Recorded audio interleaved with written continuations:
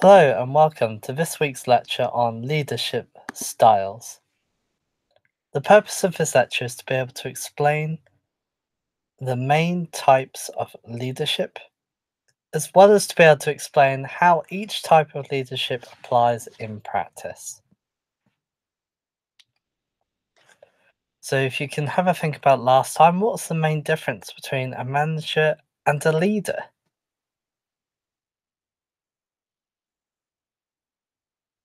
Can you name any of the three or typical qualities found in a good leader?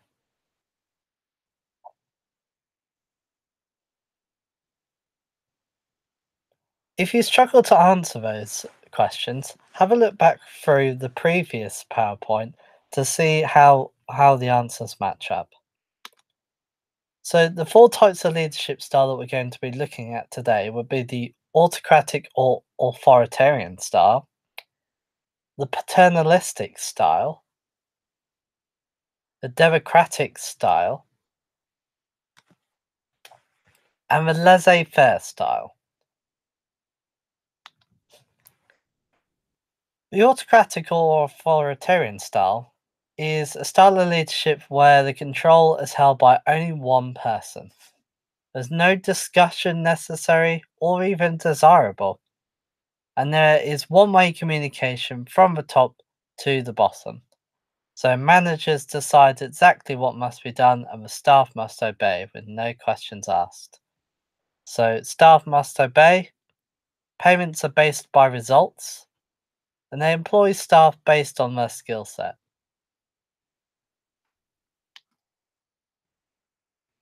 The disadvantages of this style is that staff often dislike an authoritarian leader. If you constantly had someone bossing you about, how would you feel? Staff typically lack the motivation because of this. Because they have no ability to be creative or decide how the work should be done and are just bossed about, then they may not feel like they're really working as part of a team or as a group. This is also disadvantageous for the leader, as they must spend a lot of time telling the staff what to do and making sure that they're doing it. That means they have less time to think about how to make the business better and to analyze different other areas of performance. It's a very out of fashion point of view, okay, where the days of workers being treated a little bit like machines is seen as very old fashioned. However, there are times where authoritarian leadership is actually desirable. So, when quick decisions are needed, okay, particularly in emergency situations, when obedience is necessary. More like in the army, when the army generals are in control of large groups of people, and the decisions that they make could affect the lives of people. The second style is called the paternalistic style. First, you should note that the word paternal means father like. So, paternalistic style leaders think and act a bit like a father. Similar to autocratic, where the decisions are made by one person and there's an expectation of obedience. But within the paternalistic style, they do care about the welfare of their subordinates and staff. For example, George Cadbury, the founder of Cadbury's Chocolate. So, within the paternalistic leadership style, there's close contact with staff, and they may often consult or discuss decisions with the staff, unlike the autocratic style, where they just make decisions on their own. However, although the consultation and discussion may take place, the father or the manager um, will be the one to make the final decision. Paternalistic managers are really interested in caring for their staff, including basic physical needs. So they're less likely to be shouting and screaming at the staff, less less monitoring, but still a degree of care taken and a degree of supervision still goes ahead. Basic characteristics of the paternalistic leadership style is consultation, salaries with fringe benefits such as healthcare, um, cars, company cars, that sort of thing, and a care towards developing staff through training and personal development. The democratic style means control by all or most people contribute to the decision making process. So that means that basically all the staff get a vote in how the decisions are made. So it's a two-way communication between top management discussing with the bottom staff. We'd expect within this democratic style of leadership for delegation to go ahead, or otherwise known as empowerment. So through through this methodology, workers are expected to be given the tasks or roles of certain managers in order to be able to improve their knowledge of how the business works and to allow the leader more time to think about how best to move forward with the business. So a typical approach to staff is to have salaried positions rather than wages, and maybe to offer shareholdings within the business. So rather than paying someone on an hourly rate, they'll pay them on an annual rate. So they'll be paid the same amount no matter how many hours they put into the business. And sometimes this comes with shareholdings. So maybe they'll be offered a share of the business, a relatively small share, but a share in the business to encourage them to be more productive. And the typical approach by human resources is to employ because of attitude and then offer the training afterwards. So there's less of a focus on the particular skills of the person, but more on how that person will fit within the business and to offer training to offer them the skills afterwards. So the advantage with this style is that managers get valuable feedback in the decision making process. It, it's important to remember that although the bottom staff may not have the experience of managers, that they are the ones that are on the front line.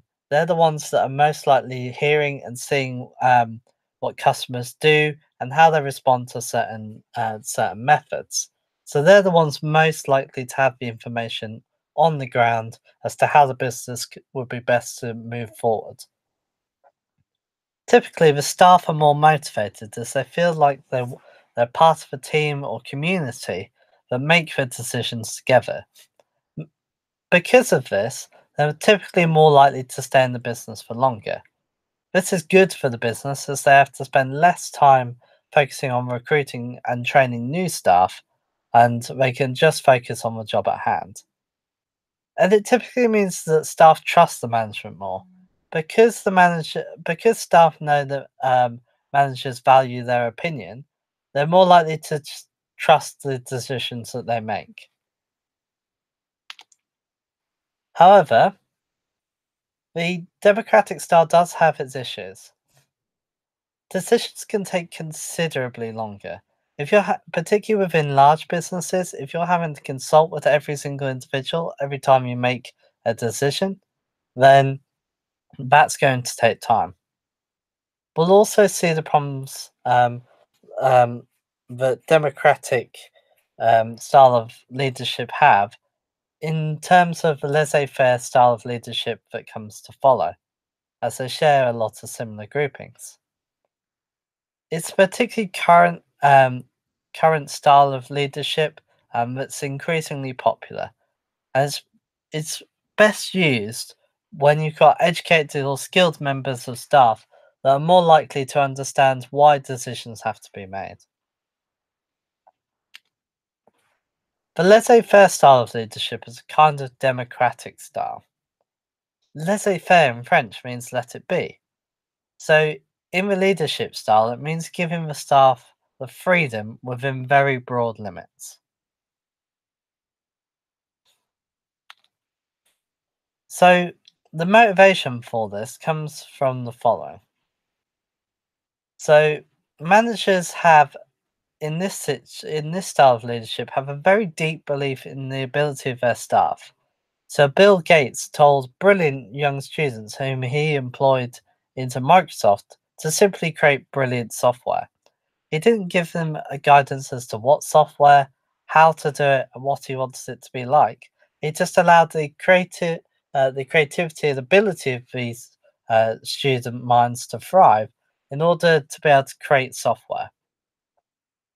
Managers are simply too busy to tell staff what to do in most businesses, and managers should be focused more on how to improve the business and improve systems within the business, as opposed to trying to tell the staff what they should do every single day. Sometimes this could be that managers are simply too lazy to tell staff what to do, and this is where problems can start to set in. So laissez-faire is a really good idea when you've got highly creative, skilled individuals. They don't need lots of guidance when you've got that sort of skill set. So we saw that this it was a particularly good idea with Bill Gates and his industry that was part of the management style that led to him being so successful. However, laissez-faire is not good for all types of businesses. Other staff may be irritated by the lack of direction. Typical problems with a laissez-faire approach are based on this lack of direction. If you have a large business that has little creativity within its individuals, those staff will not know what to do and what direction to head in. So all the staff may head off in lots of different directions, and as a result, there may be a lack of productivity, and maybe staff will take this as a chance to slack off because there's no real motivation to work hard. If there's no real targets or purpose, then people will just be going to work just to sit around. So this comes back to what we were looking at last week with Theory X, Theory Y by Douglas McGregor. So just to remind ourselves, Theory X managers think that people are lazy and dislike work, workers need to be controlled, workers don't like responsibility, workers are not interested in the business whatsoever, and workers lack ambition. A bit like Homer Simpson over here. People that believe their staff are Theory X tend to be autocratic, and this comes with two forms, what we would call the carrot and the stick. So the stick is the coercion. So there's a threat of punishment if rules are broken or targets are not met. Whereas with the carrot, the persuasion, there's a promise of rewards if staff do as they are told. The problem with Theory X style of management is that people begin to act in the way that they are being treated. So, like the Velociraptor here, if my manager says I'm lazy, I might as well act lazy. Theory Y managers tend to think that people enjoy and seek satisfaction from their work. People like to take responsibility and control for their work, and poor performance is due to boring work or poor management. And Theory Y managers tend to be more democratic in that sense because they value the opinions of their workers. In reality, it's not so much that workers are either Theory X or Theory Y, but there is a spectrum. So some people are less bothered about work or not bothered about work at all, and some people are passionate about work to a certain extent, and some people make work their life. Your role as the manager is to understand how different individuals are and respond your leadership style to their particular needs in order to get the most out of them. Factors affecting leadership style really depend on a multitude of things. So it can depend on the task at hand. Is it boring or repetitive? Or is it something that requires a more creative sense? It depends on the culture within the company. Are your bosses treating you with respect? And therefore, does that mean that you should in turn treat your staff with respect? It depends on the type of labour force. Do you have a predominantly Theory X type workforce or a predominantly Theory Y? It depends on the group size. So if you have a large number of individuals, a democratic or laissez-faire style may be a lot less controllable than a authoritarian or paternal leadership style with lots of people. It depends on the leader's personality. Think about all your different teachers. Some of them may treat you as Theory X, some of them may treat you as Theory Y, and I'm sure you can think of certain teachers that fit within those four different leadership styles. It also depends on the group's personality. Do the staff like being told what to do, or do they prefer the creativity that comes from lack of direction? It also depends on time. Creative decisions come at the opportunity cost of time. An authoritarian style of leadership creates quick decisions. So, if there's an emergency situation, authoritarian or paternal leadership styles may be preferential to democratic or laissez faire. Next week's lecture is going to be on organizational structures and business organization. The recommended reading for this is Units 59 and 60, and I'll see you next time.